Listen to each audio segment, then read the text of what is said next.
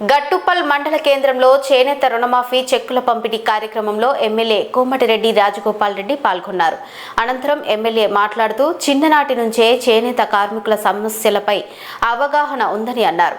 ఈ సందర్భంగా నేతన్నల బీమా పథకం కింద 7 మందికి 35 లక్షల విలువైన చెక్కులను, చేనేత రుణమాఫీ పథకం కింద 141 మందికి 1.10 కోట్ల రూపాయల చెక్కులను పంపిణీ చేశారు. టెక్నాలజీ పెరిగి మరమగ్గాలు వచ్చిన తర్వాత నేతన్నల కష్టాలు పెరిగాయని, చిన్ననాటి నుంచి ఆయన పల్లెటూరి వాతావరణంలోనే పుట్టి పెరిగిన నాకు చిన్నప్పటి నుంచి చేనేత కార్మికుల కష్టాలు చూశాను అని ఆయన పేర్కొన్నారు.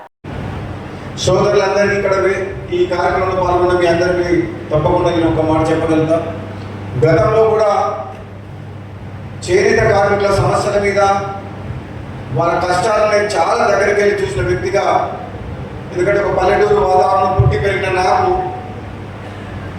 మా గ్రామంలో కూడా చేనేత కార్మికుల కుటుంబాలతో ఎంతో సాన్నిహిత్యంగా, అంటే ఒక దగ్గర బంధువులు వరుస పెట్టుకొని పిలిచినట్టు చిన్నప్పుడు ఆ విధంగా ఉండేది మా నాన్న